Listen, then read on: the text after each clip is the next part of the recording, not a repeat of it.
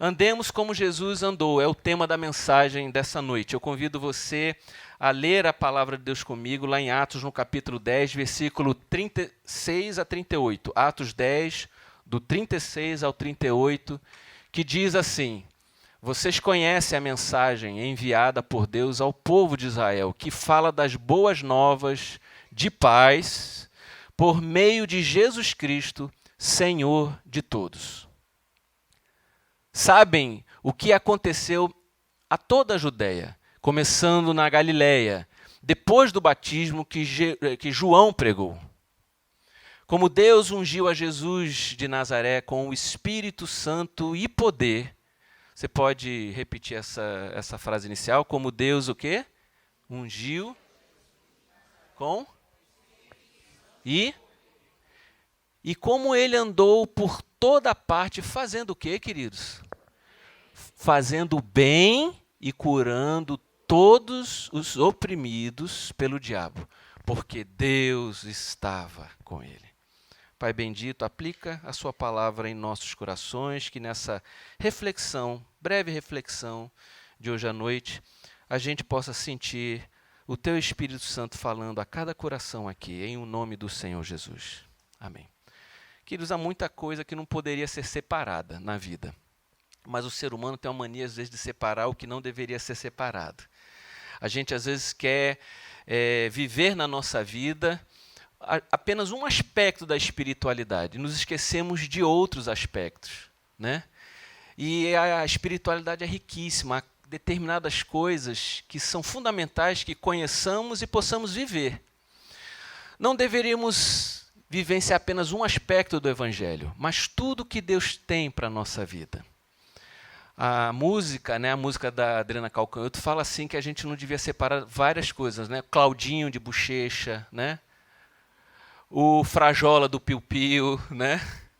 A gente não deveria separar da nossa vida, né? Uma porção de coisas boas, né? O Náutico dos Aflitos, né? Não, já está dando resultado, não está dando não, né? A gente não deveria separar da nossa vida, né? O Homem-Aranha dos Vingadores, eu estou sabendo que houve esse risco, né? Os jovens estão ali, mas acabou esse risco, está todo mundo junto, viu, gente? Mas a gente não poderia, meus irmãos, se tratando do Evangelho, separar três coisas que precisamos ter na nossa vida, que fazem parte, e muitas vezes a gente quer insistir em pegar um aspecto só do Evangelho, uma parte do Evangelho. Essas coisas que eu vou falar aqui são tão importantes, um segredo, você precisa prestar atenção, você precisa receber essa palavra. Porque assim como um avião não voa apenas com uma asa, apenas precisa de duas asas, o que eu vou falar é como se isso representasse para a nossa vida essa importância. Se você, na sua caminhada, esqueceu uma dessas três coisas, é possível que você esteja vivenciando um evangelho, uma experiência cristã muito aquém do que foi proposto para a sua vida. Ou apenas uma religiosidade. Talvez, se você estiver esquecendo uma dessas três coisas que eu vou falar aqui hoje, você já está num piloto automático. Como se a religião fosse apenas um valor do qual você, eita, não posso esquecer, domingo eu tenho que estar na igreja. Mas o que eu creio que nós vamos colocar, eu faço questão de criar essa expectativa aqui, é para que abra esse espaço no seu coração, para que você coloque na sua mente, no seu coração, essas três coisas que eu vou dizer aqui, são importantíssimas, que representam o que é andar com Deus. Quando nós lemos aí o texto, se você tiver o texto aberto em suas mãos, eu peço para que seja colocado aqui esse texto de Atos dos Apóstolos, há uma afirmação aqui que revela muito da nossa vida, e eu queria começar já pelo versículo 38. Quando o anjo procura Cornélio e fala acerca da necessidade de haver um encontro entre Pedro e Cornélio, lembrando que Cornélio era alguém que ainda estava fora da fé e estava sendo revelada a fé para ele, e no meio dessa transformação, no meio desse momento que ele está conhecendo o Evangelho, e Pedro, ele tem uma revelação acerca de quem é Jesus, e Pedro prega para ele quem é Jesus Cristo e faz um resumo da fé cristã. E no momento que Pedro está falando para Cornélio, ele passa aí pelo versículo 38, explicando quem era Jesus e o que Jesus fez. E ele está deixando claramente características da experiência de Deus no mundo, o que era a fé vinda de Jesus Cristo, como Jesus vivia. E ele está explicando para Cornélio e fazendo esse resumo, e eu creio que essa pregação é como se Pedro estivesse aqui, pelo Espírito Santo, ensinando a mim e a você coisas fundamentais para que a gente coloque na nossa vida. E ele diz assim, versículo 38, como Deus ungiu a Jesus de Nazaré, com o quê? Dê uma olhadinha lá, com o Espírito Santo e poder, e com ele andou por toda parte, fazendo o quê? O bem e curando todos os oprimidos pelo diabo, porque Deus estava com ele. Em primeiro lugar, eu quero traduzir essa palavra de bem por amor. Meus irmãos, não dá para imaginar a vida cristã sem vivenciarmos o amor, sem que o amor seja um valor absoluto na nossa vida. Se fala muito sobre o amor, se canta muito sobre o amor, se lê muito sobre o amor, e se diz muito que é importante amar. Mas, meus irmãos, o amor, ele é prático. E nessa passagem está revelado para nós que Jesus vivia fazendo o bem. E como discípulos do Senhor Jesus, precisamos segui-lo desta maneira. As casas de louvor e adoração estão lotadas, mas o que o mundo precisa é de cristãos que vivam fazendo o bem. Qualquer um que conviva com a gente pode elogiar a gente se nós formos inteligentes, pessoas preparadas, mas de fato o que faz diferença na vida, na nossa existência, é se fazemos o bem para as outras pessoas. Com isso não estou dizendo que você vai receber muita coisa boa nesse mundo, na sua vida, porque você faz o bem, porque a caridade inclusive é sofredora. Na verdade, quando você faz o bem, você até se expõe, é capaz de você levar uma punhalada nas suas costas. Se você seguir a própria explicação de Pedro, vai ver que logo em seguida ele está falando e por causa do tal, morreu. Foi crucificado, foi assassinado. Logo depois ele explica isso aqui. Mas quando a gente ouve do Evangelho dizendo assim que nós precisamos nos mortificarmos, morrer, normalmente a gente só tem uma aplicação, que é uma aplicação espiritual. É o seguinte, assim, a mortificação da carne, dos meus desejos. Mas eu quero dizer que a mortificação também vai, em última análise, a gente amar a tal ponto que mesmo sabendo que vamos ser apunhalados pelas costas, a ideia da mortificação já precisa estar no nosso coração. Vamos fazer o bem, independente do que vamos receber em troca. Amém, gente? Eu creio, meus irmãos, que o bem e o amor é tão fundamental na fé cristã, porque lá em Joel, a promessa do profeta, no capítulo 2, versículo 28, dizia que eu derramarei do meu espírito sobre toda a carne. E quando a gente ouve essa palavra, a gente imediatamente faz um link ao ministério carismático, dos dons espirituais, das ações sobrenaturais, poderosas, miraculosas, vindas da manifestação do Espírito Santo de Deus. E olha, nós cremos aqui em tudo isso. Eu creio que o Jesus Cristo é o mesmo ontem, hoje e será para todo sempre. Ele tem o mesmo poder para fazer o que ele fez em Atos dos Apóstolos em nossos dias. Amém, gente? Mas para pensar. O que 1 João capítulo 4, versículo 8 diz, se referindo ao que é quem é Deus? Deus é o quê? 1 João 4, versículo 8, diz o quê? Porque Deus é... Olha o finalzinho ali. Deus é o quê? Então, quando ele diz que nos últimos dias ele derramaria o seu espírito sobre toda a carne, qual é a essência do seu espírito? É o quê? Pelo que você leu aí. Deus é?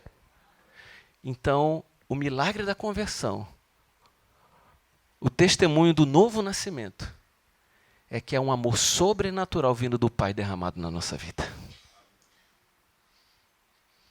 Tomara que você tenha todos os dons, mas por definição e essência, acima de todas as coisas, é que seja o amor de Deus como testemunho da obra que Ele tem feito na minha e na sua vida. Essa encarnação do amor precisa ser revivida pela igreja todos os dias, porque Cristo vivia fazendo o bem todos os dias. Todos os dias. E eu e você somos, nessa noite, instados, convidados a fazer o bem, a sermos chacoalhados, num bom sentido aqui, pela palavra, para que a gente viva e reviva, fazendo o bem em nome do Senhor Jesus. Não é difícil que algumas pessoas ainda aqui nunca tenham amado como deveriam amar. Eu não acho que eu ainda amo como deveria amar. Eu, até esses últimos dias, talvez, uma das coisas que Deus tem mais ministrado no meu coração nesse período de jejum é a triste revelação que eu não amo como eu deveria, como eu deveria amar. Eu faço aqui um pedido público de perdão. Ninguém me perguntou por isso. Às vezes até ouço as pessoas falando, mas o bispo Alexandre, ele é tão assim, bonzinho. Meus irmãos, quando eu olho para Jesus, eu estou muito longe de amar como Jesus ama.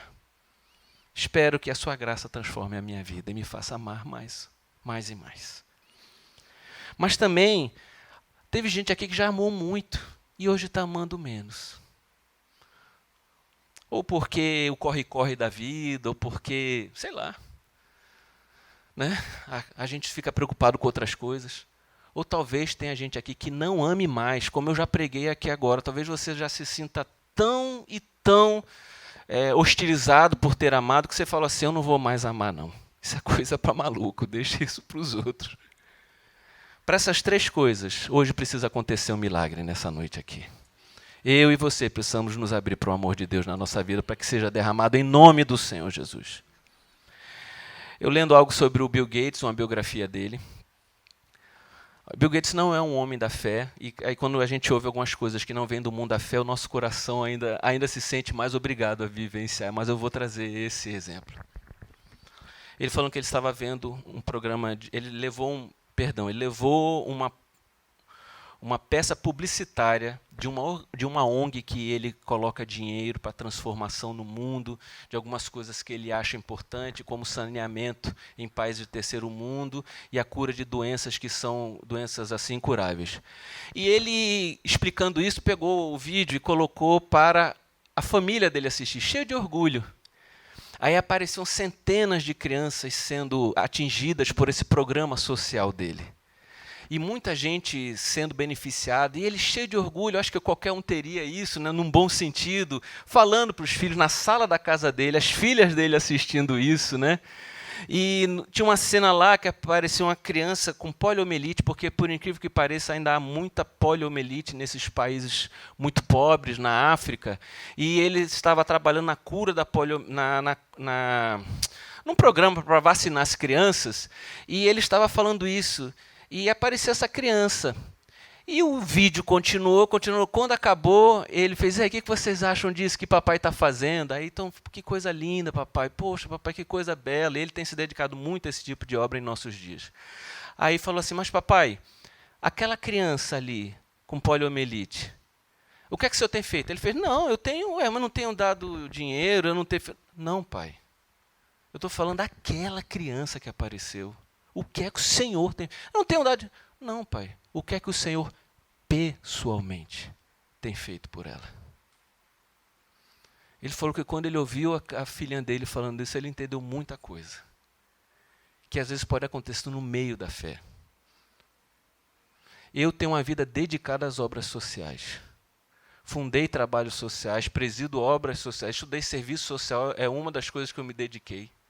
E corre o risco de eu liderar movimentos, iniciativas, mobilizações e voltar para minha casa como se eu tivesse feito isso apenas mecanicamente. Eu tenho até um testemunho para contar. Eu posso até me ufanar nas minhas orações. Mas o que o Senhor quer, isso já é muito bom, mas o que o Senhor quer é que a gente vá lá naquela pessoa. Amém, gente? É esse amor. Esse amor de ajudar faz muita diferença. Mas esse amor de olhar no olho, esse amor de cuidar, esse amor de saber o nome da pessoa, esse amor de você chegar lá e preocupar com ela, e de ligar, e de repente você sentir falta de alguém, Estão entendendo isso, gente? De você falar assim, eu vi o rostinho de fulano hoje, estava diferente, ele está triste. Essa coisa de você olhar para a sua casa, para um filho seu dessa maneira, você olhar para o seu pai dessa maneira, você olhar para o seu vizinho dessa maneira, de você olhar para qualquer pessoa no planeta Terra, mas é dessa maneira, porque esse é o amor personalizado que o Senhor tinha em seu coração. Porque quando Jesus olhava para as pessoas, ele amava de todo o coração aquelas pessoas. Ele se referia, ali naquele momento, era a coisa mais importante, era estar naquela ali. Ele está sendo crucificado, o mundo caindo na cabeça dele, os pecados da humanidade, de antes, agora e depois, todos sendo ali, amassando ele naquela cruz. Ele olha e se preocupa com a sua mãe e estabelece a lei do levirato. Quem vai cuidar da minha mãe? Olha, fala assim, João, cuida dela aí, João, na cruz do Calvário. Eis aí o teu filho, cuida dela. Tinha que ter alguém para cuidar. Ele se lembrou disso. Ele lembrou-se disso naquela hora. Eu tenho certeza que Maria estava preocupada com o seu filho. Mas veja que amor. Ele não esqueceu da casa dele. Amém. Às vezes, na vida como sacerdotes, às vezes na vida como pessoas que são filantropos, esquece da sua própria casa. Eu conheço gente que ama o mundo todo e não ama mais os seus filhos ou o seu cônjuge. Não está certo isso. Eu e você precisamos de um batismo, de um renovar desse amor em nome de Jesus. Amém, queridos? Mas não é só o amor, há uma outra coisa que como igreja a gente vai fazer diferença. É porque ele diz aqui que ele foi ungido com o poder. E ele era usado para curar os oprimidos pelo diabo. E aqui é uma revelação. Porque para o homem do século 21 é muito difícil acreditar e entender isso.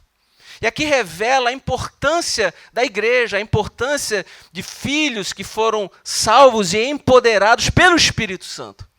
Não há só uma agenda ética, não há só uma agenda material que precisa ser cumprida. Há uma agenda que essas coisas se misturam entre o que é material, mas o que é espiritual também. E a igreja de Jesus Cristo entende que pessoas precisam ser libertas em nossos dias de um poder sobrenatural maligno que escraviza essas pessoas. E o libertador dessas pessoas é Jesus Cristo. Eu recebi de Cristo parte do poder dele. Você recebeu de Cristo parte do poder dele. A gente faz o que pode. A gente muda a malignidade que foi semeada pelo maligno na vida das pessoas com ações, com dinheiro, com uma palavra, com a nossa presença, mas nós mudamos também com o Evangelho de Jesus Cristo. Essas coisas não se dissociam, elas vão todas em conjunto. Então, se no primeiro exemplo eu falei que como cidadãos do reino de Deus nós vamos com essa mensagem, com essa ação, nós não podemos esquecer do poder do Espírito Santo na nossa vida. A igreja não pode negligenciar esse poder, porque ela lida com poderes titânicos sobrenaturais. E a nossa oração é uma oração que o poder das trevas seja desfeito na vida dos nossos, na vida dos nossos vizinhos, na vida da nossa pátria, na vida de pessoas no Recife, que Satanás, como recebeu aquela derrota na cruz do Calvário, seja derrotado todos os dias em nome do Senhor Jesus. A igreja recebeu o poder de desfazer as obras das trevas. Nós lutamos por justiça. Nós lutamos para denunciar o pecado estrutural no mundo. Nós lutamos para denunciar toda sorte de opressão, injustiça, malignidade. Mas há um problema no coração do homem. O homem foi destituído da glória de Deus no seu pecado original. E a igreja não pode esquecer desta pregação. Jesus continua sendo o Salvador do coração do homem. Porque Deus amou o mundo de tal maneira que deu seu Filho unigênito para que todo aquele que nele crê não pereça, mas o quê? Tenha a vida eterna. E eu e você precisamos nos agarrar nisso. Senhor, capacita a minha vida e a vida desses aqui para que a gente pregue com poder. Porque a gente vive por nossa própria conta e sorte, Mas nós hoje podemos receber a salvação de Jesus Cristo. Você que ainda não recebeu essa salvação hoje, você que ainda não tinha cogitado, você que não tinha tomado essa decisão, saiba que existe sim um grande problema material para ser resolvido, mas saiba, antes de tudo, que existe um problema espiritual relacionado ao pecado e à morte eterna, que só Jesus pode salvar você nessa noite. E que você entregue a sua vida ao Senhor Jesus, receba Ele, entregue o seu coração, ame o Senhor com o seu coração, que você creia nele, porque ele vai libertar a sua vida, aqui neste mundo e para a vida eterna. Eu, indo para o lugar da criança, eu lidei com um motorista que me levou e um outro que me trouxe. Deve ser a emoção do campeonato, gente. Então, me trouxe. E aí o que aconteceu? Na ida, ele falando assim comigo, olhe, eu já fui de igreja, porque esses papos, né, de fé rolam, né? Olha, já fui de igreja, mas eu muito decepcionado. Eu fiz uns votos, eu botei oferta, e eu quis fazer algo assim, e vou te dizer um negócio para você, estou muito decepcionado, não aconteceu nada na minha vida. Nada. Tudo que eu pedi não aconteceu. Olha, eu tentei dissuadi-lo para explicar o que era fé em Cristo. Falei de algumas coisas, posso ser sincero? Não mudou nada no coração dele. Me senti tão triste. Nada no coração dele mudou. Ele queria, eram as bênçãos de Deus. Ele queria, era a mágica na vida dele. Ele queria o resultado. Fizemos a ação, peguei um Uber de volta, estou voltando, aí chego lá, uma música cristã tocando no carro. Aí o rapaz testemunhando comigo lá e falando assim, eu falei, você é cristã? Sou, começou a contar. E falando assim, olha, eu tive uma experiência com Deus, eu sou recém-convertido, tenho 2 semanas de conversão. Os meus amigos me levaram para a igreja e minha vida foi muito impactada por isso. E aí eu estou sentindo algo diferente. E ele começou a falar, gente. Naquela alegria do Espírito Santo, as lágrimas começaram a descer do olhinho dele. Ele cheio de Cristo, vivendo aquele primeiro amor. Ele vivendo aquela ação sobrenatural. Eu testemunhando ali aquela ação sobrenatural do Espírito Santo na vida dele. E ele falando de Jesus de um jeito, gente, que a gente quando ouve assim, ele fala assim, me usa para isso, para todo sempre, em nome de Jesus. Eu quero me dedicar a ver essa transformação na vida das pessoas. Eles diziam assim, olha, pense na pessoa mais orgulhosa do mundo. Pense naquele que não queria ver um crente na vida. Mas olha, eu não quero outra coisa para mim, eu quero Jesus para todo sempre. Ele está fazendo uma obra no meu coração. Assim, fiquei impressionado. Aí daqui a pouco ele conta assim, meio que sem jeito. Eu queria até testemunhar uma coisa. Eu falei, o que foi? Eu, durante esses anos todos que eu vivi longe de Cristo, eu tentei comprar uma casa para mim. Tinha emprego, 15 anos. E eu nunca consegui comprar essa casa. Eu empregado, eu com dinheiro. E agora, depois que eu voltei lá do evento, depois que os meus amigos falaram, depois que eu entreguei a minha vida para Jesus, quando foi agora, no final dessa semana, eu desempregado, porque eu estou dirigindo Uber por causa disso. Eu assinei o meu apartamento. Deus me abençoou. Deixa eu falar algo para vocês, gente. Para aquela pessoa ali, foi uma surpresa algo de uma bênção material está acontecendo na vida dele. Não que ele tenha ido por causa das coisas materiais. Eu posso falar outra coisa? Se Deus não tivesse dado nada de material para ele, era suficiente para ele falar da alegria que estava no coração dele. Mas há determinadas coisas que Deus vai fazer na nossa vida. Você crê nisso? Quantos acreditam que Deus é capaz de fazer aquilo? É uma nova vida, é um novo tempo. Deus age, Ele é o nosso melhor amigo, gente. Ele está conosco. Quando você está lá no seu trabalho, na sua empresa, e você ora, e você pede ajuda, meus irmãos, se isso for algo do Senhor, algo íntegro, algo que tem a ver, Deus é nosso amigo, Ele vai estar conosco para as coisas espirituais, para as coisas que têm a ver com as emoções e para as coisas materiais, porque é assim que Deus se manifesta na nossa vida. Eu creio que Ele é o nosso melhor amigo. e você entrega a sua vida ao Senhor, confia nele, e ele vai revolucionando tudo ao seu redor, porque as obras das trevas vão sendo quebradas na nossa vida, meus irmãos.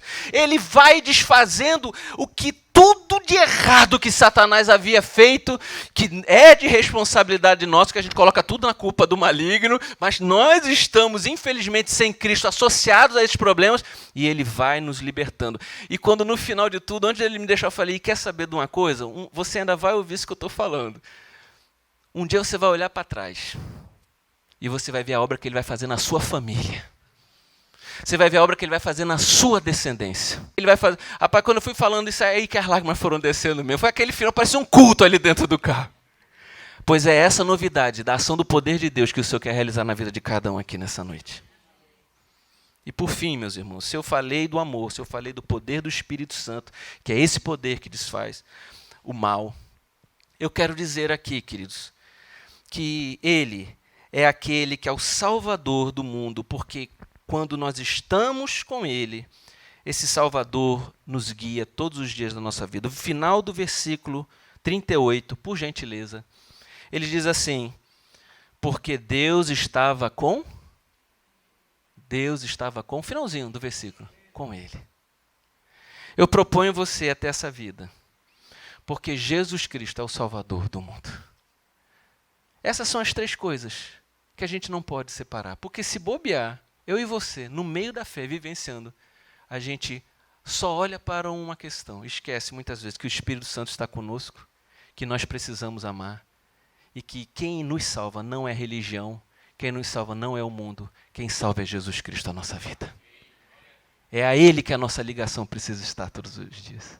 É a Ele que quem ainda não anda com Ele precisa andar. Hoje, esse último ponto aqui, é o convite de Deus entrar no seu coração, de fazer a coisa mais simples. É tão simples. Quem crê, né? E quem confessa com a sua boca. Aquele que crê e aquele que confessa em Jesus Cristo, ele será salvo. Você acredita nisso? Que essa seja a sua decisão para hoje à noite. Eu quero dizer, como ele está dizendo aqui, se você viver nessa unção do Espírito Santo na sua vida, Jesus vai estar com você todos os dias na sua vida. Nunca separe essas três coisas tão simples, tão óbvias, mas que a gente viva isso. Repete comigo, o amor, o poder do Espírito Santo e Jesus, o Salvador dos homens. Você pode fazer uma oração agora no seu lugar. Coloca aí diante do Senhor o que você ouviu.